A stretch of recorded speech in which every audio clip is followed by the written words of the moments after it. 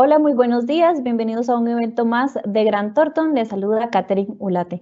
Continuamos con el ciclo de conferencias para este 2021 y nuestro tema para esta mañana, beneficios fiscales y generales de la Ley de Nómadas Digitales. Para desarrollar esta exposición nos acompañan Rafael González, socio de Impuestos y Legal de Grant Thornton, y Daniel Pelecano, gerente de Impuestos y Legal también de Grant Thornton. Les recordamos que somos una empresa de 58 años en el mercado costarricense, en los que se ofrecen soluciones personalizadas a través de un servicio de alta calidad.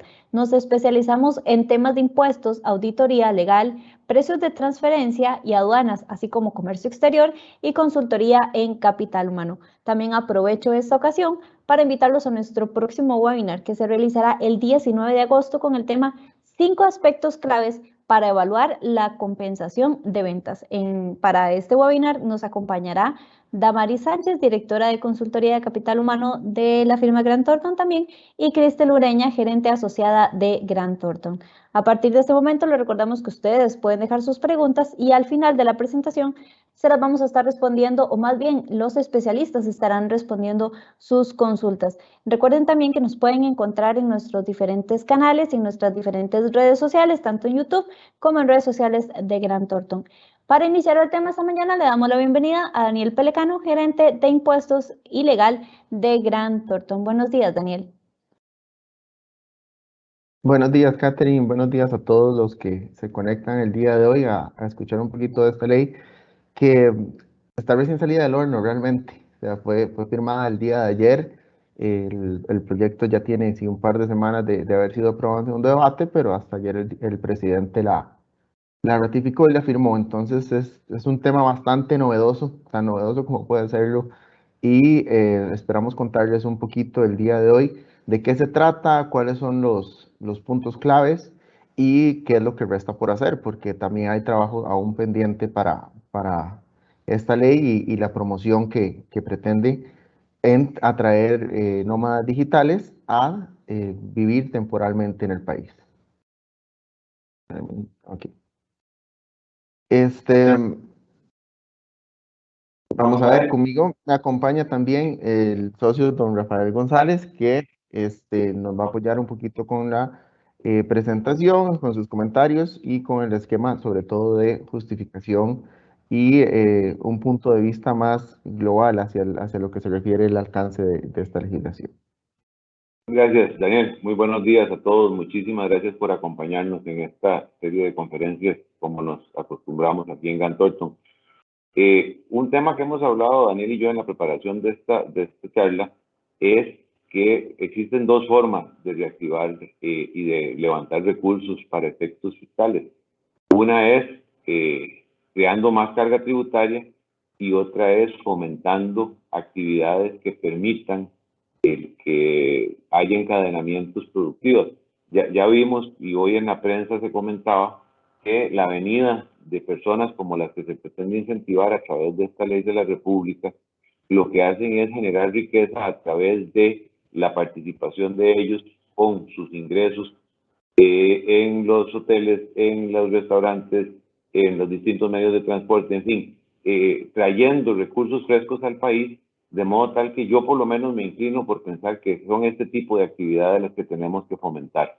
Entonces, si bien es cierto, a través de algunas de las iniciativas que se están proponiendo o que están ya como ley de la República, que ahora vamos a ver como la extensión de impuestos de renta, lo cierto del caso es que el costo-beneficio aparentemente va a ser importante y sobre todo se ve muy alineado con la promoción que tenemos también acá de un país que fomenta no solo el turismo, sino también la inversión especializada en tecnología, en salud, en servicios médicos, etcétera. Ojalá que esto más bien sirva de ejemplo y que sigamos por ese lado, don Daniel.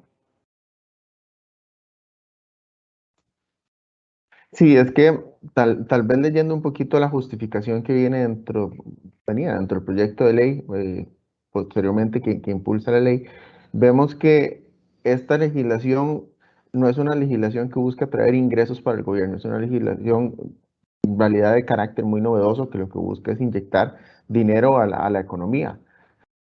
Aprovechando, llamémoslo así, el boom de teletrabajo que ocasionó la pandemia en la que aún estamos inmersos al día de hoy. Y a través de ese boom de teletrabajo donde mucha gente aprendió, si es que no lo tenía interiorizado, que sus labores se podían realizar de forma remota, es que se proyecta y se le da un impulso adicional a una ley que ya tenía su tiempo de haber sido presentada al Congreso, pero que no caminaba con la velocidad que se esperaba. Finalmente recibió un impulso en las últimas semanas importante por parte de los legisladores y amparados en una justificación de una vida nómada de estas personas que realizan labores y funciones de carácter digital, que pueden trabajar de forma remota, pues la idea es atraerlos. La legislación no es 100% costarricense, claramente o sea, se adquieren y se adoptan eh, variantes de otros países y la idea es justamente entrar a compartir con ellos, promover a Costa Rica como un destino apto para venir, localizarse de forma temporal, llevar a cabo sus trabajos y a su vez inyectar economía mediante el consumo. Eh, la ley como tal, repito, no pretende, no es una ley de carácter tributario, más bien es una ley que tiene un enfoque muy migratorio en permitir una categoría y una conceptualización especial a este tipo de personas que pueden dichosamente llevar a cabo sus funciones de forma remota. Como les decía hace un rato, la ley recién fue firmada el día de ayer. Hay algunos conceptos básicos que se tienen que tomar en consideración. Realmente el texto es bastante corto, no da mucho ni siquiera a interpretación, es bastante conciso, bastante corto, y será la reglamentación la que eventualmente vendrá a definir cuáles son esos detalles y esos pormenores a los que hay que tener cuidado. Definiciones en realidad son definiciones muy básicas que se extraen inclusive del propio título de la ley, pero que a su vez pues, el texto se encarga de concretizar en puntos específicos. Y esto es los dos puntos medulares. ¿Quién es el trabajador que se va a poder someter a este nuevo régimen y quiénes son los beneficiarios? Porque tenemos las dos variantes. Vamos a tener el trabajador, la persona concisa que va a llegar a adoptar, va a ir a la Dirección General de Migración y Extranjería y solicitar su visa especial para un periodo de tiempo determinado. Y luego tenemos beneficiarios que pueden ser su grupo familiar. La ley no es específica que venga una persona que viva solo y que no tenga ni perro que le ladre en la casa. No, puede venir con su núcleo familiar completo. Vamos a ver que hay unas variantes para ese núcleo familiar si todos quieren adoptar las condiciones y si es un núcleo que trabaja, que hay varios trabajadores al mismo instante. O bien puede ser una persona igual, ¿no? O sea, una persona que venga, le encante venir a surfear o hacer hiking aquí a Costa Rica y que a través de estos mecanismos ve la posibilidad de quedarse más allá de 3 meses. Puede pedirle permiso a sus empleadores para venir y estar un tiempo prolongado.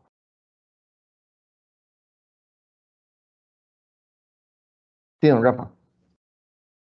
Sí, perdón. No, entonces, Daniel, sí me parece importante enfatizar que siendo nosotros un país porque hablaste ahora del reglamento, enfatizar un poco que siendo un país que nos hemos lamentablemente caracterizado por la tramitomanía, esta disposición debería de servir de ejemplo de eliminar trámites. Es decir, que ojalá las personas que, como es un régimen por excelencia migratorio, ojalá que sea algo rápido porque efectivamente es gente que viene al país y que desde un punto de vista conceptual lo que vienen es a pasear, pero van a poder trabajar y para trabajar en Costa Rica se requiere tener ciertos requisitos migratorios. Aquí de lo que estamos hablando es de que vamos a flexibilizar eso para promocionarlo. Ojalá que tanto reglamentariamente como en la práctica efectivamente eso se plasme en algo rápido y que la persona goce de ese estatus migratorio y de esa tranquilidad de estar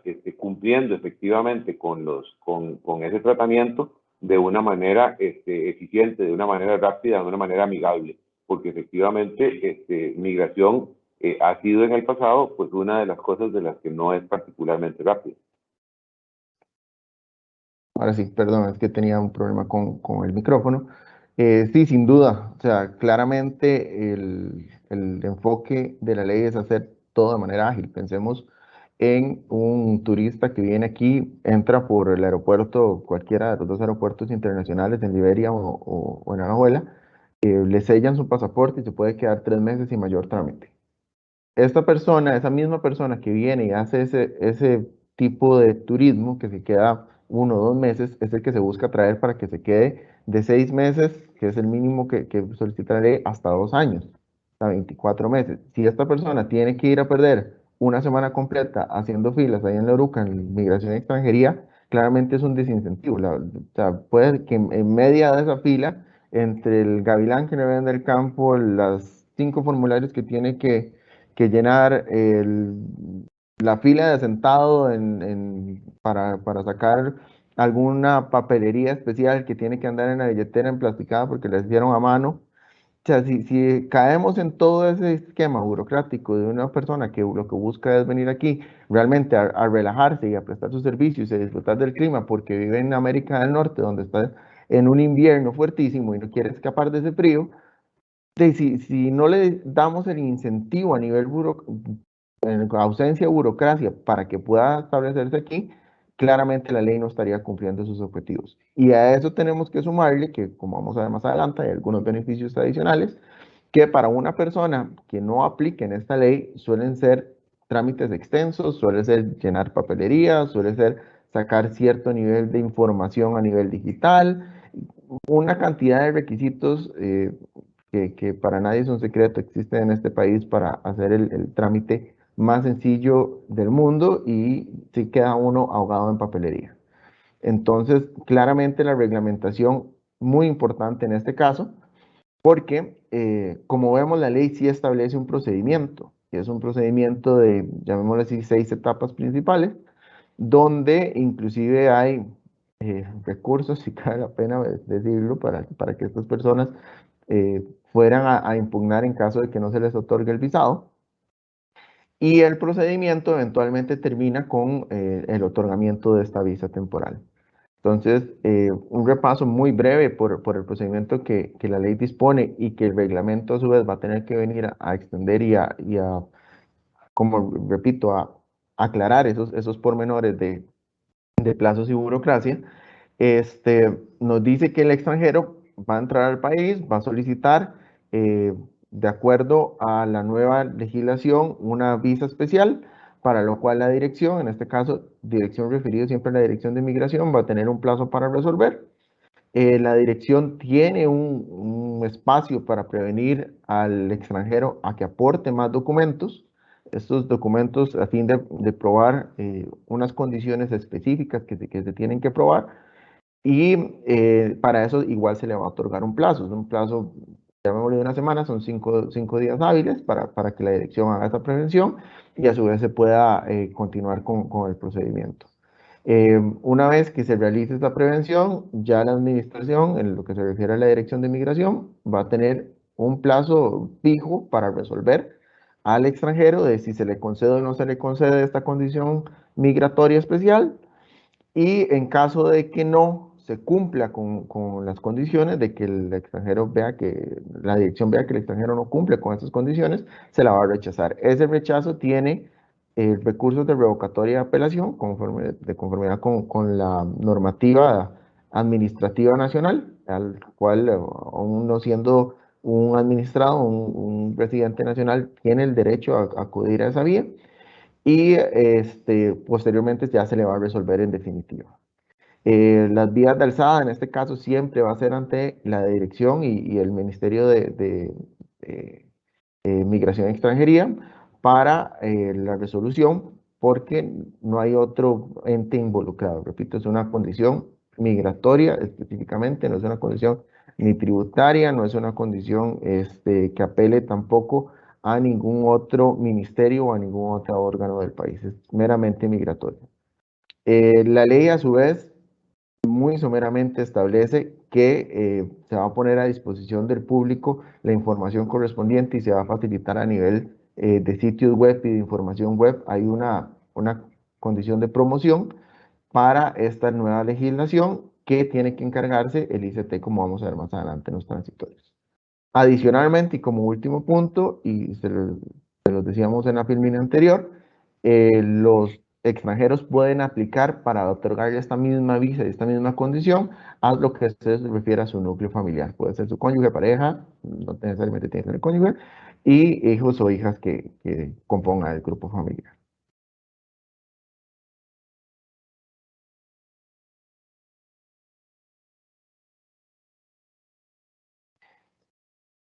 Hay, aparte del procedimiento, como les decía, hay unos requisitos particulares que tienen que cumplir los extranjeros para poder, para poder aplicar a esta condición. Primero, y tal vez el más importante de todos, es probar un ingreso mínimo. La persona que venga al país tiene que probar que recibe mensualmente y durante todo el plazo que vaya a estar en el país un ingreso mínimo de $3,000. Ya aquí empezamos con algunos pequeños, llamémoslo así, equivalentes, porque puede ser que esos $3,000 estén sujetos a tributación en su país de origen y no sean $3,000 netos los que reciba.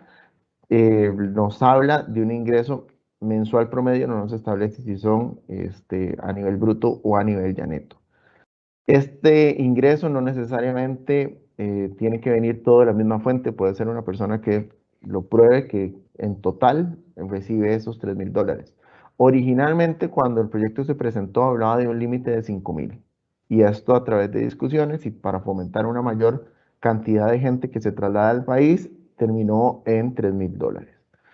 Igualmente, su núcleo, si va a venir a núcleo familiar y va a integrar otras personas al beneficio y se va a tratar como un único núcleo, lo que se deberá demostrar es un ingreso de $4,000. Originalmente no existía tampoco esta línea de los $4,000, sino que estábamos en un rango de 3,000, perdón, de 5,000 originales, tanto para si la persona venía sola como si integraba su núcleo familiar. ¿Cuál es la diferencia entre estos dos? Que para los $4,000, si es un núcleo familiar, no necesariamente tiene que ser una única persona la que los percibe. Puede ser que sean ambos cónyuges o un padre y un hijo que apliquen para recibir esa suma total, y eso es lo que tienen que demostrar. Adicionalmente, las personas tienen que venir con seguro. Esto es una parte fundamental. La Caja Costarricense del Seguro Social no, hasta donde tenemos conocimiento, no se ha pronunciado al respecto, pero no va a cubrir la estadía de estos extranjeros dentro de un régimen regular de invalidez, vejez y muerte. Ellos no van a contribuir a la seguridad social, sino que vienen con un seguro médico privado que tiene que cubrir a la persona. Las condiciones del seguro aún no han sido establecidas tampoco, no dice el nivel de cobertura que tiene que tener, hasta dónde puede soportar el extranjero con este seguro aquí en el país, si el seguro internacional basta o si tienen que acudir al Instituto Nacional de Seguros o alguna aseguradora local para contar con este beneficio, con esta posibilidad de traer su propio seguro. Y eso es algo que, de nuevo, esperamos que reglamentariamente se establezca un poco más a detalle cuáles son las condiciones que debe cumplir esta persona. Finalmente, el extranjero va a tener que realizar por una única vez, cuando ingresa al país, un pago. Esto es una contribución, llamémoslo así, para el otorgamiento de esta visa. El monto tampoco ha sido establecido. Esperaremos que sea un monto realmente pues bajo, ¿verdad? Que tampoco que vengan y se le cobren $2,000 por estar aquí en el país, porque un ingreso de 3,000 que le están probando y que le cobren un monto elevado no tendría sentido. Repito, la idea es incentivar un poquito la estadía de estas personas acá. Y finalmente, aquí es donde viene un poquito más de trabajo para la gente local. El extranjero tiene que probar a través de diversos mecanismos esto del tema de los ingresos, este tema del seguro, y aquí es donde pueden algunos trabajadores independientes aprovechar un poquito el dinamismo que va a aportar la entrada de estos extranjeros, porque para poder respaldar el tema de los ingresos, el tema de los seguros y probablemente alguna que otra firma que vayan a tener que presentar ante Migración y Extranjería, se va a requerir de, pues, la presencia de personas, llamémoslo notarios, llamémoslo contadores, que tengan una fe pública que puedan ayudar a demostrar a las entidades gubernamentales que el extranjero cumple con los requisitos que se le están solicitando. Por disposiciones generales que da la ley, y aquí es una condición muy particular, el extranjero que venga aquí y ya sea otorgado y ya se le dé esta condición especial de estar en el país, no va a poder obtener ningún tipo de renta de fuente costarricense. Entonces, esto es clave también para el amarre con la parte tributaria. Esta persona no va a poder desarrollar ningún tipo de actividad que le dé ingresos, y cuando digo ningún tipo es que debería ser ninguna. Si le quedan riquísimas las caldosas, no puede hacer caldosas y ponerse a venderlas en la esquina. Si es muy hábil con la bisutería, no puede ponerse a hacer collares ni pulseras y para venderlas a costarricenses. Realmente tiene que tener un espacio muy cerrado donde no va a atraer rentas de nacionales, sino únicamente es un ingreso absoluto. O sea, lo que va a venir aquí es a gastar. No puede venir aquí a producir bajo ningún esquema. Y eso es lo que, repito, va a amarrar con la parte de los beneficios fiscales que vamos a ver más adelante, porque es lo que les concede esa condición especial de trabajadores eh, totalmente extranjeros que no van a tener una sujeción a ningún tipo de tributo en Costa Rica. Y es así como llegamos al tema de los beneficios. La condición y tal vez el beneficio principal de toda esta ley es de la estadía. Ya el extranjero no va a tener que salir a los 3 meses, sino que ya se puede quedar por un periodo de un año, que es lo que le va a otorgar la visa, con una posibilidad de prorrogar durante 12 meses más. O sea, va a poder estar hasta 24 meses luego de la concesión, más bien de la entrada al país, y concesión posterior de esta condición. Para poder hacer la renovación, si él quiere extenderlo hacia los 24 meses, va a tener que permanecer un mínimo de 6 meses o 180 días en el país para que sea apto para este requisito. Originalmente no había un plazo mínimo de estadía, pero luego se entendió que con la ampliación de 6 meses prorrogables a 12 meses prorrogables, que fueron parte de las mociones, lo correcto era, entre comillas, obligar a que estuviesen con una estadía mínima de 6 meses. O sea, sí se les da una condición, pero para renovar. Por supuesto, el país no puede obligar a una persona que se quede ni más ni menos de lo que quiere estar, pero sí para ser apto para esta renovación de la visa y poder extender en un plazo eh, mayor su estadía sin necesidad de cumplir con, o más bien de estar en una condición de residencia. En el caso de los impuestos, la ley se refiere a una exoneración total del impuesto sobre la renta. Y aquí ya entramos en un terreno un poquito más turbio, porque tanto el Ministerio de Hacienda como algunos legisladores y el ICD empezaron ya a levantar la mano sobre este tema, la exoneración del impuesto sobre la renta. Hay que ser claros en una cosa: las personas que ingresan bajo esta condición y al amparo de esta ley nunca fueron contribuyentes del impuesto sobre las utilidades ni sobre el impuesto sobre la renta. Son turistas que vienen a gastar, no tienen que cumplir con ninguna obligación tributaria, y lo que esta ley promueve es que se les extienda esa condición por un plazo mayor de tiempo, bajo el demostrar que tienen ingresos y que van a venir a vivir aquí, que van a gastar, que ocupan un alquiler, que ocupan comer, que ocupan rentar un carro o pagar servicios de transporte, y darle entrada de divisas frescas a la economía. Entonces, la condición y venir a decir, bueno, es que el país está dejando de percibir ingresos porque a esta gente se le está dando una exoneración, no es tan cierta, en el sentido de que estas personas nunca fueron contribuyentes, y de no existir esta ley, nunca ni siquiera habrían permanecido plazos superiores. Ahora, aquí entramos también en un tema conceptual interesante, porque la ley me habla de una exoneración, cuando la realidad es que si uno viene como un turista, ingresa a un país cualquiera, no solo Costa Rica, sino cualquiera, lo que tiene es una verdadera no sujeción. Yo no soy sujeto de impuestos. Yo no tengo que cumplir con requisitos ni formales de presentación de formularios, de presentación de declaraciones informativas, de ningún tipo de rendir cuentas o información al ente gubernamental. Y la exoneración, por otro lado, es una exoneración del deber material, o sea, del pago. Esta ley me habla de exoneración, no me habla de no sujeción. Y aquí es donde tal vez podemos tener el primer choque con una normativa, porque la normativa fiscal en la reglamentación me habla de que la persona que permanezca más allá de 183 días en el país de forma continua o ininterrumpida va a ser considerado un residente para efectos fiscales. La exoneración claramente tiene un rango superior, es una ley especial y es una ley posterior a la reglamentación a nivel tributaria.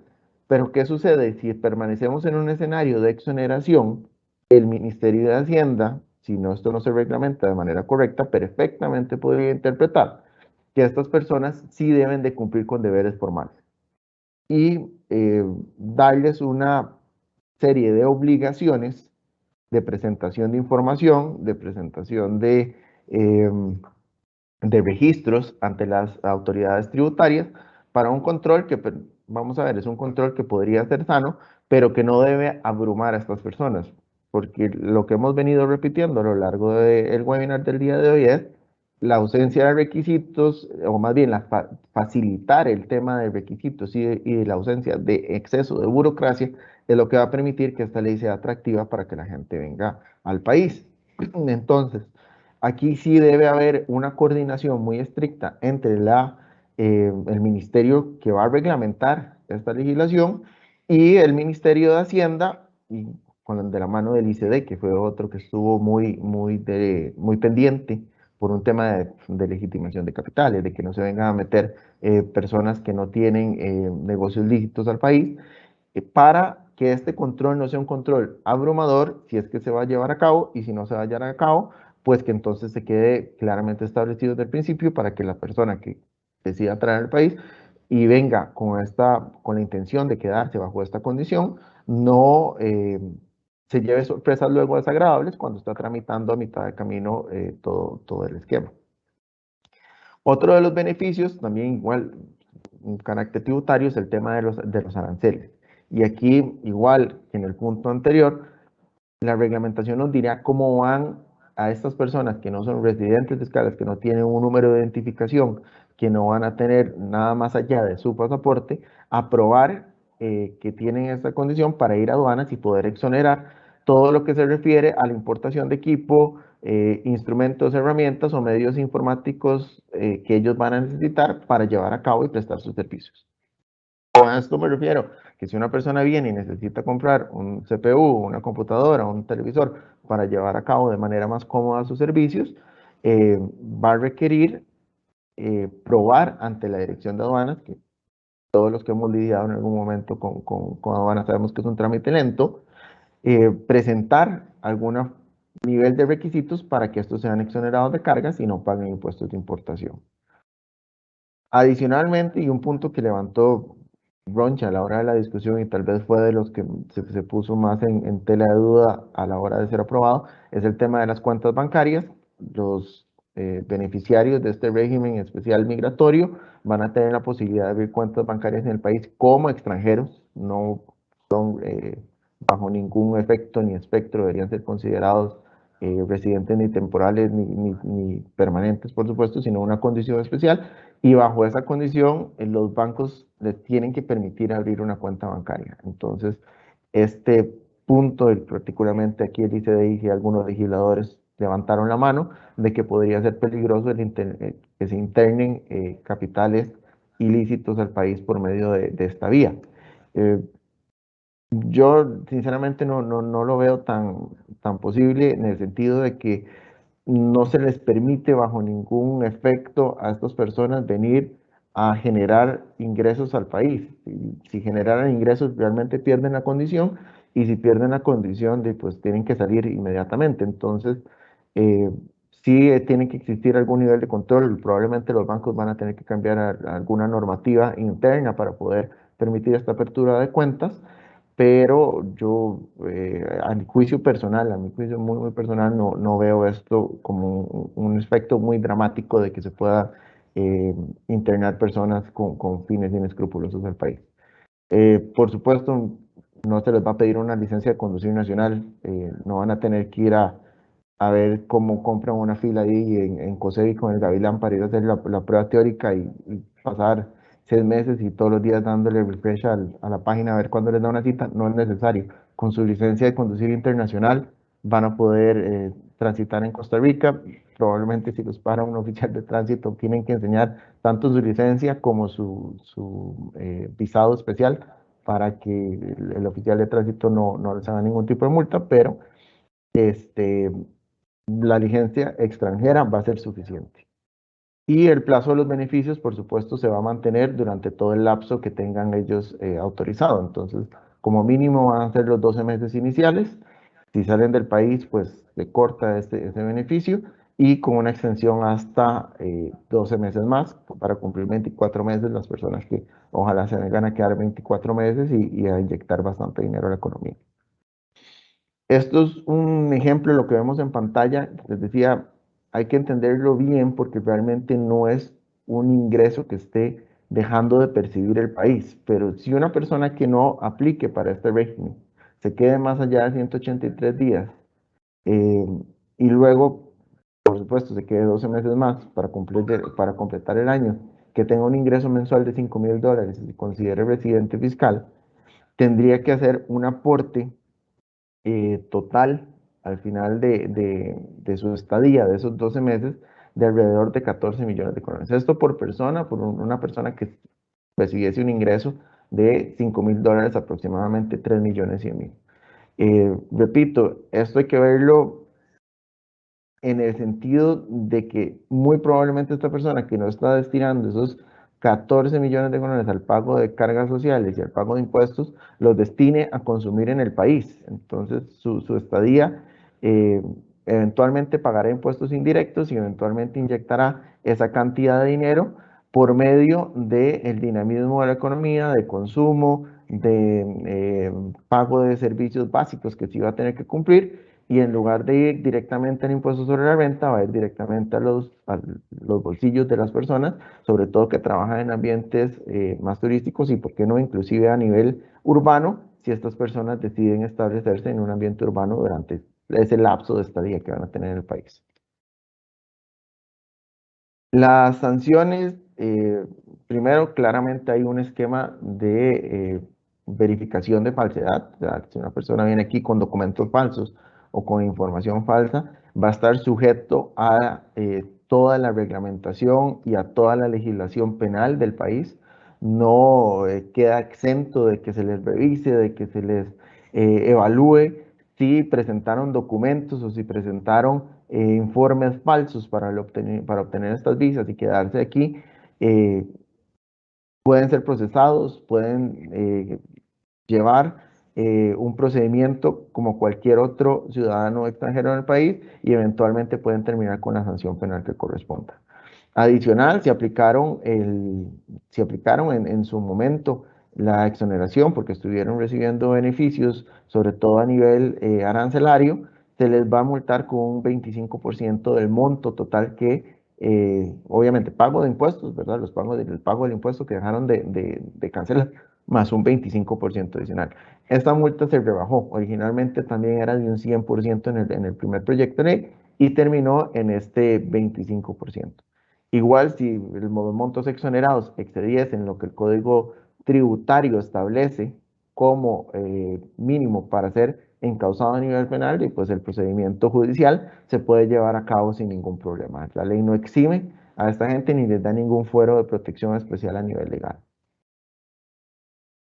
Como disposiciones finales de esta legislación, que como les decía al principio, y yo creo que lo pudieron ver, es bastante corta y bastante concreta a la espera del reglamento, vemos que se incluye la modificación a la Ley General de Migración y Extranjería para que se cree esta condición especial llamada trabajador o prestador remoto de servicios para las personas que apliquen, y se le otorga al ICT la obligación de promover a nivel turístico que esta ley sea atractiva, sea conocida y atraiga a la mayor cantidad de personas posible. Entonces, la Dirección de Migración y Extranjería va a aportar datos, las estadísticas, los análisis que requiere el ICT, y en conjunto van a promover que los visitantes de larga estancia vengan al país y se queden acá y no vayan a otras jurisdicciones que tienen legislaciones parecidas. Finalmente, el reglamento debe ser emitido a partir de los 2 meses siguientes a la entrada en vigencia de la ley, y se firmó el día de ayer. se ve un poco corto que vaya a estar publicada tal vez esta semana, pero con toda seguridad la siguiente semana va a estar publicada. A partir de ahí habrán 2 meses para que el Poder Ejecutivo en sus instancias correspondientes reglamenten todo lo que se refiere a la legislación, con las vicisitudes que ya las aclaramos, que ojalá entren a participar en el Ministerio de Hacienda, el ICD y los entes interesados. Probablemente exista algún tema que la Superintendencia de Entidades Financieras también tenga que entrar a conocer por el tema de las cuentas bancarias, y tal vez tenga que entrar, creería yo, sería oportuno que entre el COSEBI en lo que se refiere también al tema del beneficio de utilización de su licencia, para que después no hayan chascos y multas ahí que no proceden luego por extranjeros que andan con una licencia que no es la correspondiente en el país. Daniel, me llamó mucho la atención dos cosas. La primera, lo del costo que va a tener el otorgamiento de esta visa. El que no haya la fijación de ningún parámetro para su establecimiento. Realmente preocuparía si en algún nivel de la administración alguien quisiera, abro comillas, sacarse el clavo y pensar en que este canon fuera excesivamente alto, o sea, como decir que el beneficio se lo van a sacar por la vía de un canon alto. Eso ojalá que no ocurra de esa forma. Recuerdo que en algún momento ocurrió algo así, no con montos como los que dijiste en el ejemplo, pero sí cuando las visas en Nicaragua, por ejemplo. Entonces, eso es una cosa que me llamó la atención, que no haya habido ningún parámetro y que sea prácticamente discrecional de manera absoluta.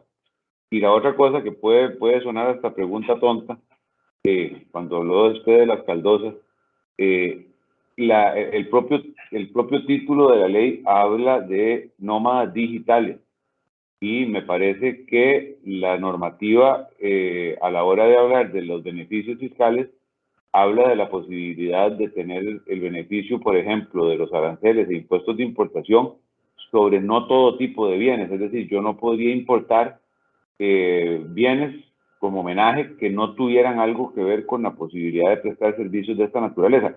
Y dije lo de las caldosas porque, a pesar de que la norma es tan escueta, uno entendería que yo no podría, como nómada, el venir a Costa Rica y producir un bien aun cuando no lo vende en el país.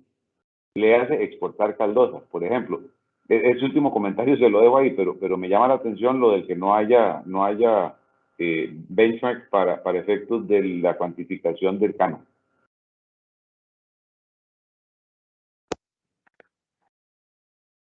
¿Sabe qué es lo que sucede? Sobre todo con ese último punto de la exportación. Yo creo que ahí podría empezar a ocasionar un riesgo tal vez de establecimiento permanente que no se quiere. Entonces, pongo el ejemplo que se me viene en este momento a la cabeza de una compañía que tiene a 5 colaboradores de alto nivel que pueden desempeñar sus funciones de forma remota y que como un beneficio les dice que pueden venir a Costa Rica, los manda por acá y resulta que parte de sus funciones vienen por un tema de manufactura de operación que van a desarrollar en el país, y podríamos ya entrar en un riesgo ahí pequeño de que esto se interprete como una especie de establecimiento permanente y que sea eventualmente grabado por parte de las autoridades tributarias, o que las empresas se desincentiven de mandar a estas personas a trabajar en el país. Entonces, yo sí creo que en ese tema se tiene que ser bastante estricto de que la producción, o más bien la entrada de dineros, tiene que ser 100% libre y totalmente virgen de que sea interpretada como de renta de fuente costarricense. Gracias a Daniel Pelecano y también a Rafael González, ambos que pertenecen a la firma legal de Grant Thornton.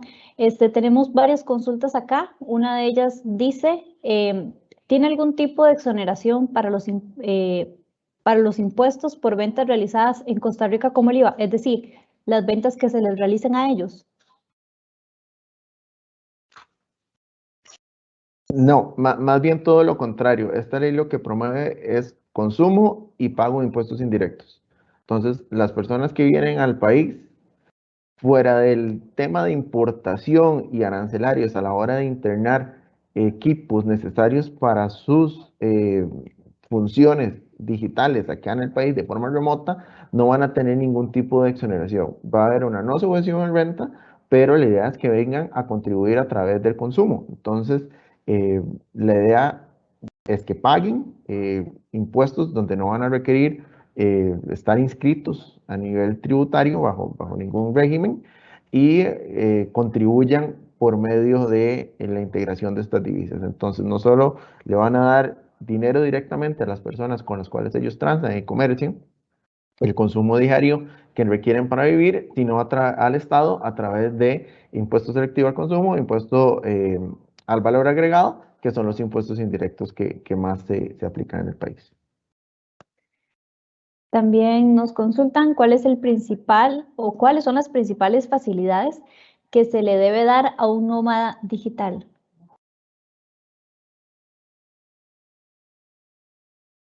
Yo creo que las facilidades pasan por un tema sobre todo de seguridad, ubicación y tecnología, porque realmente eso es lo que hace atractivo al país. En cuanto a los beneficios, me parece que los beneficios ya cubren todo lo que una persona podría requerir, que es la importación, el beneficio arancelario para la importación, el no pago o la no condición de sujeto en el impuesto sobre la renta, que en este momento, repito, se estableció como una exoneración a nivel conceptual, pero realmente se trata de una no sujeción y la posibilidad de tener inclusive su propia cuenta bancaria y facilidades para estar en el país. Aparte de eso, yo creo que sí tiene que haber un impulso y un dinamismo a nivel nacional para que la persona que venga acá, por supuesto, tenga buena conexión de internet, que tenga condiciones amables para circular en el país, no que la gasolina se le estén subiendo cada 5 días 15 colones, porque al final de cuentas, una persona que tiene un ingreso de $3,000 y resulta que esos $3,000 que antes le alcanzaba para más, ahora le alcanza para menos, porque todos los días a través de aumentos en tarifas eléctricas, en tarifas residenciales, en tarifas de combustibles, en todo lo que sufrimos las personas que vivimos permanentemente en el país, puede ser un desincentivo, puede ocasionar el efecto contrario a lo que se quiere y que estas personas no se queden más allá del plazo regular que se está quedando un extranjero en el país al ver que las condiciones no son óptimas. Otra consulta nos dice, ¿qué tan atractivo es Costa Rica como destino para nómadas digitales?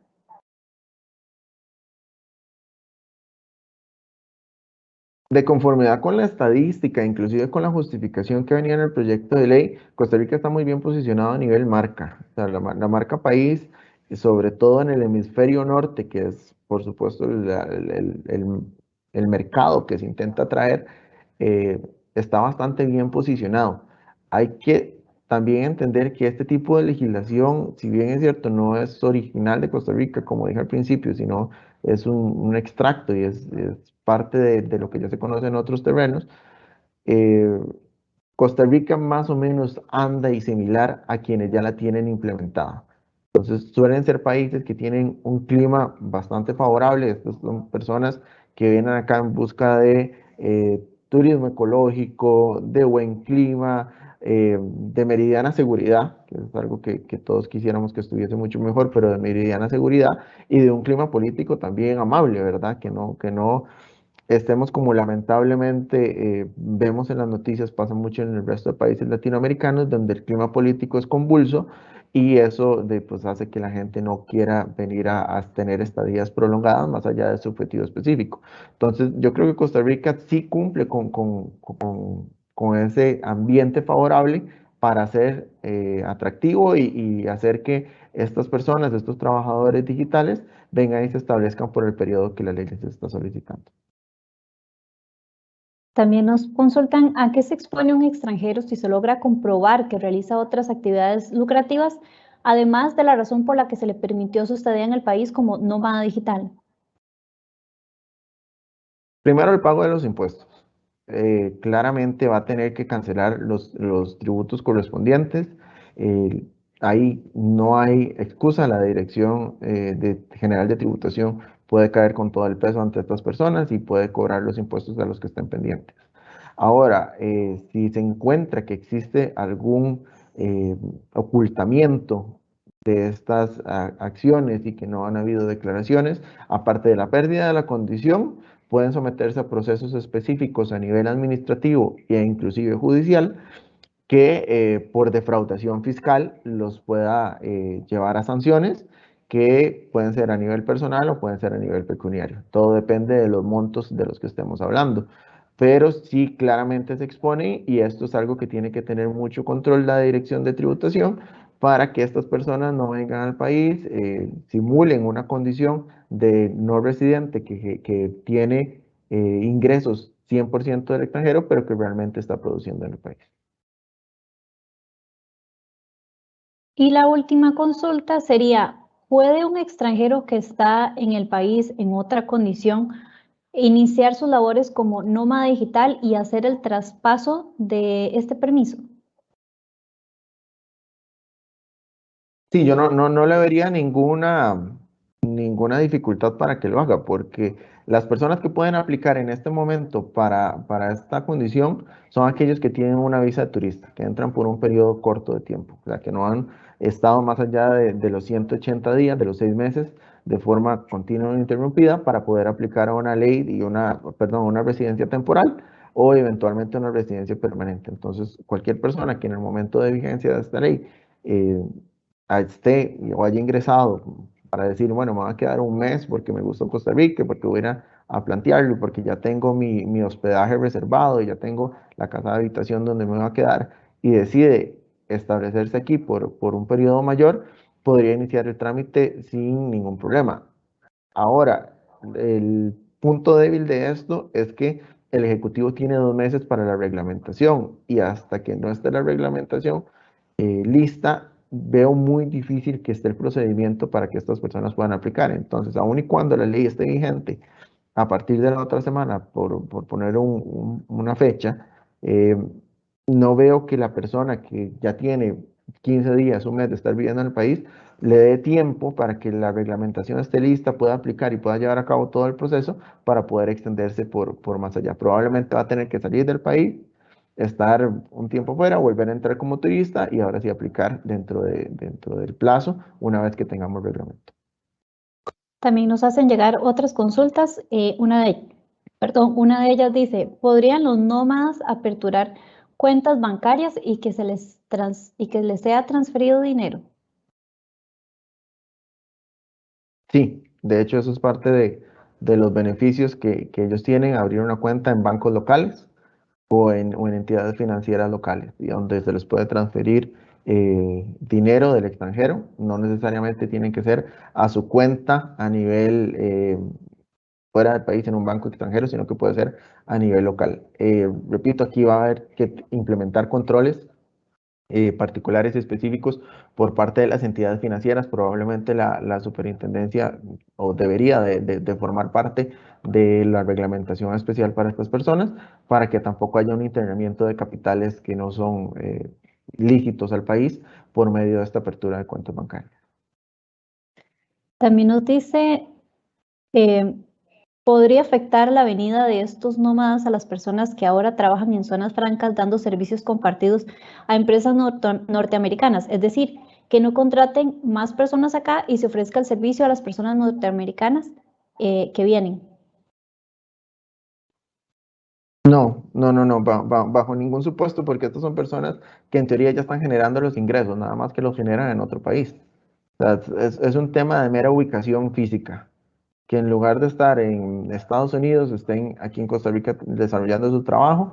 Son personas muy particulares porque pueden hacer eso, nadie les va a requerir que vayan a la oficina en ningún momento o algún lugar físico en específico, reuniones o algo por el estilo, sino que pueden desarrollarlo plenamente en el extranjero. Son personas que tienen que demostrar que ya tienen esos ingresos y que están en su momento ya contratados o generando mediante actividades propias el flujo de efectivo. Entonces, no veo que haya una competencia o un desincentivo al tema de zonas francas, más bien todo lo contrario, puede ser que esto a través del ingreso de divisas frescas, de que se aliviane el tema del tipo de cambio por medio de entrada de dinero, que no es de producción nacional facilite la inversión extranjera, volverse un país más atractivo, con menos riguroso y claramente que para la compañía que se ubica en un parque industrial, en una zona franca, le resulte más atractivo venir aquí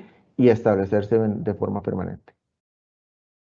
También nos dicen, podría ser una transnacional que esté en Costa Rica que le deposite, aunque el extranjero trabaje para su casa matriz. Miren que eso es una duda muy interesante porque sinceramente la ley no lo aclara. La ley habla de personas que no sean residentes en el país, es una ley migratoria, entonces me habla de no residentes, que no tengan ni residencia temporal, ni residencia permanente, ni sean nacionalizados. Entonces, realmente la ley no me aclara si este no residente puede trabajar para una empresa que esté establecida en el país, por ejemplo, en una zona franca. No me lo dice. Ahora, como la ley es personalísima, va sobre la persona, no sobre una empresa, no sobre un sujeto productor de ingresos, yo creería que sí, que eventualmente la reglamentación tiene que ser amplia para que si la persona en su carácter personal, físico y de su núcleo familiar cumplen con esa condición de no tener ningún tipo de estadía en el país reglamentada bajo una normativa migratoria, pueda aplicar para estos beneficios y esta legislación. Y la última consulta dice, ¿deben presentar los nómadas todos los ingresos de fuente no costarricense o comprobar los 3.500 dólares o $5.000 es suficiente? La ley me habla nada más del mínimo, entonces ellos deberían de probar como mínimo que obtienen esa cantidad mensualmente para poder aplicar. El reglamento podría extender a que demuestren la totalidad de los ingresos que perciben. Ahora, la ley, repito, solo menciona el mínimo, entonces deberíamos de entender a priori que únicamente con demostrar que reciben los $3.000, que perciben los $3.000 mensuales durante todo el tiempo de estadía, será suficiente. O 4.000 en el escenario de que estamos hablando de un núcleo familiar. Perfecto, muchísimas gracias a Daniel Pelecano, gerente de impuestos y legal de Grant Thornton, y a Rafael González, socio de impuestos y legal, por traernos el tema de esta mañana, beneficios fiscales y generalidades de la ley de nómadas digitales. A ustedes muchísimas gracias por acompañarnos, pero antes de despedirnos queremos recordarles más bien que pueden encontrar esta charla en nuestro canal de YouTube a partir de mañana, y que pueden solicitarla también, tanto la presentación como el video, a nuestro correo que aparece en los comentarios. Sin embargo, se los vamos a repetir: comunicación@cr.gt.com. Y también darles la noticia de que a partir de esta semana incursionamos con los podcasts. Entonces, si usted desea saber más de este tema, que será nuestro episodio número 2, lo invitamos a que nos busquen en Spotify como Café Grant Thornton, donde podrá disfrutar no solamente ya del primer episodio que hablamos del Acuerdo de Fondo Monetario Internacional, sino también de este tema de nómadas digitales. Y antes de despedirnos, vamos a tener unas palabras de despedida por parte de Daniel Pelecano. Daniel, sus palabras. Bueno, darle las gracias a todos por haberse unido a esta charla. Sabemos que es una ley que aún está en ciernes, está muy fresquita, recién salida del horno, y aún queda mucho tema que evaluar, mucho tema que cortar, ver cómo se va a implementar. Pero me parece que a nivel de dar una primera impresión, unas pinceladas de lo que contiene esta legislación, que la vamos a ver en prensa bastante más a partir de su firma el día de ayer y de la promoción que le tiene que hacer el ICT con la Dirección de Extranjería, resulta provechoso. Entonces, desearles a todos un feliz día, un feliz resto de día, y agradecerles nuevamente por haber sacado el rato para estar con nosotros el día de hoy. Muchas gracias, Daniel. Y también recordarles que la próxima semana tendremos otro tema bajo el nombre 5 aspectos claves para evaluar la compensación de venta. Los expositores serán Damaris Sánchez, directora de consultoría en capital humano de Grant Thornton, y Cristel Ureña, gerente asociada de Grant Thornton. También tenemos las palabras de despedida de Rafael González, socio de impuestos y legal. Don Rafael. Gracias, Catherine. Muchísimas gracias a todos los que participaron, muy amables, y ojalá que nos sigan acompañando en nuestra serie de charlas de los jueves. Es para nosotros muy importante que nos acompañen y que nos sigan. Nosotros hacemos siempre el esfuerzo de mantenerlos actualizados. Muchas gracias y que pasen un excelente día. Muchas gracias, don Rafael, y a ustedes las gracias por participar y formar parte de estos espacios, y les recordamos que nos pueden seguir encontrando en nuestras diferentes plataformas, tanto en redes sociales como en YouTube y ahora en Spotify. Que tengan una muy bonita mañana y nos vemos la próxima semana. Hasta luego.